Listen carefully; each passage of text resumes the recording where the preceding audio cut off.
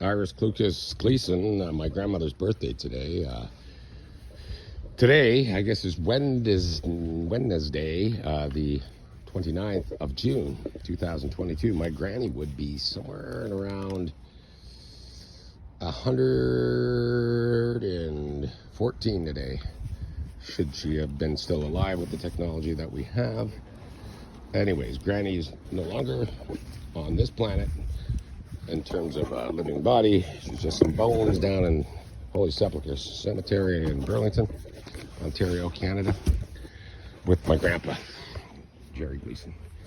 Anyway, I'm back at Dr. Mac Sr.'s place, just trying to get everything all hunky in the dory for him. And this fella looks like my younger brother, Brendan. How you doing? Good. Are you the guy that owns the caddy? No. Oh, okay. Oh, you're this guy here. How you doing? I didn't recognize you in the suit. So anyhow, yeah, here we are. We're back at Dr. Mac Sr.'s place, Sue Norrie's son, who's studying to be a physician. I've cut a trench. I'm going to cut it a little deeper so there's no nonsense. I want to make sure the water gets the hell out of that place. So you can see where I left the rocks here.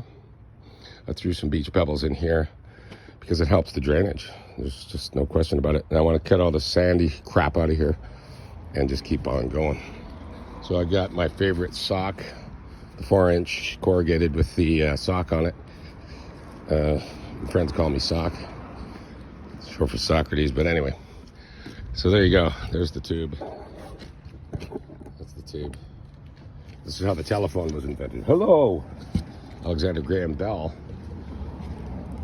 was talking to his assistant through a couple of cups and I believe a piece of wire or string or something like that. Anyway, he discovered that when you do it with a wire and you add electricity, it works even better. You can amplify the sound. Anyway, pretty simple project. Marconi says he invented it, and he probably did. They probably both invented it around the same time because the technologies were in the same time. They probably didn't cheat off each other. Just one of those things. The technologies are around, so on and so forth.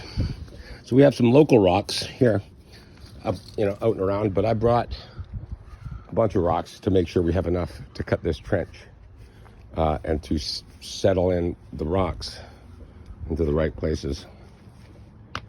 So that's where the rocks need to be. So I'll probably run the water while I do it because then I can see where the water is going to be flowing. And knowing that Rick, Mac's father, came by to see that there's no leaking in the house means the fellows that did the weeping tiles did a very good job. I don't want to make them look bad or anything like that. They did a fine job. They did the blue skin very well. They did the weeping tile around the house. But perhaps because, well, they may be younger than me. They may be the same age. I don't know. But perhaps they didn't realize, or maybe the customer didn't think it was necessary. But it's always necessary for the weeping tile system to have an outlet to the storm sewer system. As you can see down here on the road, there's going to be a resident storm sewer system somewhere where the excess water flows.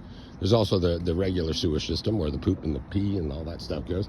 But as you can see, there's one there, there's one there. That's where the water is eventually got to find its way to, whether it's in the backyard, the front yard, the side yard, underneath, above, wherever. All the water that approaches this house has got to have an escape route. And this is going to be it. Right along here. I could even run it along the side here, but it's not necessary. As long as it gets down to the swale on the street, it should be just fine. Okay, get to work, Tom.